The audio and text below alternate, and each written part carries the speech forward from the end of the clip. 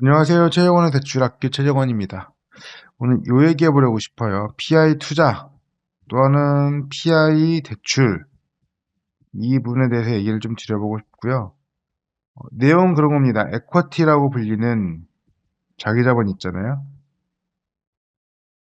자기가 내야 되는 돈이에요. 근데 자기 자본은 요거를 빚으로 충당할 수 있습니다. 요 빚을 우리가 PI 투자 또는 PI 대출이라고 본다. 이런 얘기를 생각해 주시면 될 것 같아요. PI 투자, PI 대출이라고 보시면 되고요. 부동산 PF가 부동산 개발하는 게 몇 가지 단계가 있겠죠.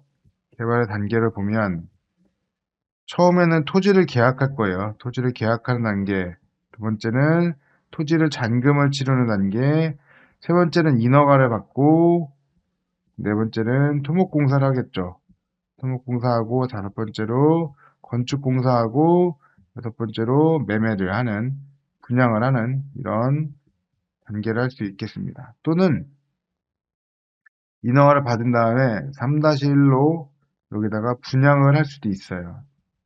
그래서 토목과 건축을 하고 이럴 수도 있습니다.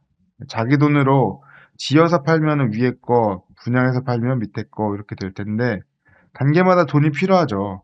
잔금이 필요하면 어떤 대출을 쓰냐? 우리가 얘기하는 브릿지 대출을 씁니다. 그리고 인허가 아니죠. 그리고 토목과 건축 이쪽 단계에서 쓰는 대출들은 우리는 본 PF 대출이라고 얘기를 합니다. 브릿지 대출도 PF 대출인 거고 그냥 PF 대출도 PF 대출인데 그냥 요 두 가지를 구분하기 위해서 우리는 앞에다가 본자를 붙여서 뒤에 있는 걸 본 PF, 앞에 거를 브릿지 대출 PF라고 얘기를 합니다. 근데 뒤에 브릿지 대출까지만 얘기하고 PF는 안 붙여요. 그리고 계약금을 내는 건 여기는 자기 부담금을 냅니다. 자기 돈을 냅니다. 자기 돈. 우리가 자기 자본이라고 부르고요. 영어로도 부릅니다. 에쿼티라고. 이렇게 불러가지고 부동산 개발을 하는데 돈이 이렇게 쓰인단 말이죠.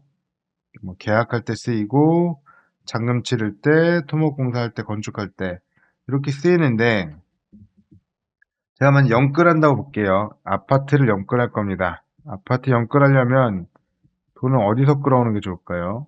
일단 부모님 돈을 끌고 오죠. 두 번째, 은행 돈을 최대한 끌고 오겠습니다. 세 번째, 그래도 부족하다 라고 하면 세입자의 돈을 끌어오겠어요. 임대 보증금. 최대한 맞춰보는 거죠. 부모님 돈, 은행 돈, 세입자의 돈. 요렇게 해야 된단 말이죠. 정말 연끌하고 싶다면.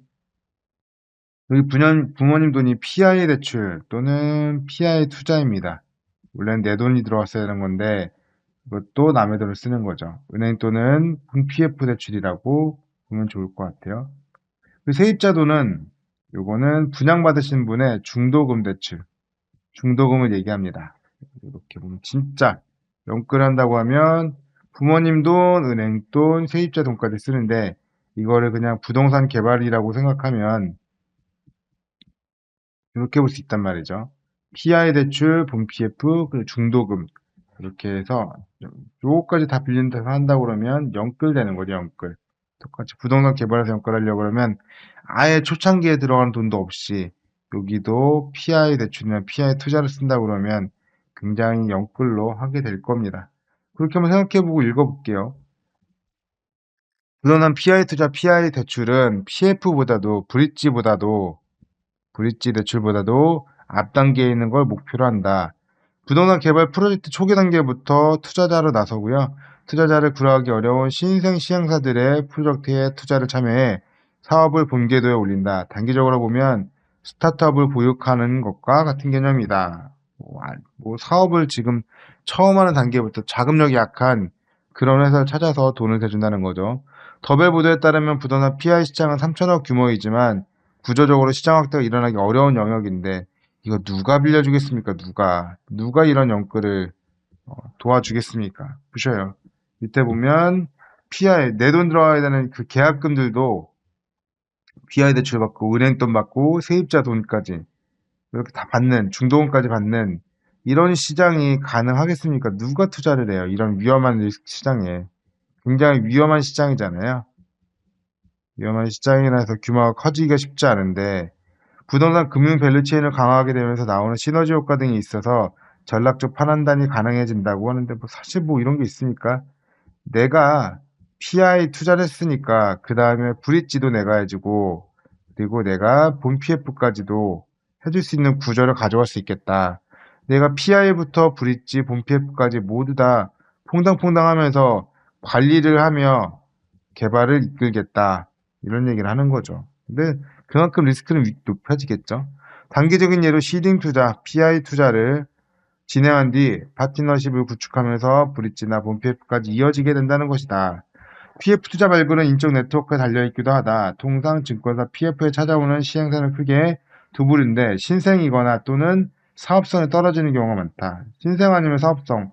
그러겠죠. 상위권 시행사나 사업성이 좋은 부지는 이미 자본 조달에 부족함이 없기 때문에 그렇다. 결과적으로 딜을 만들어내려면 촘촘한 시행사와 매니지먼트사의 네트워크가 필수다.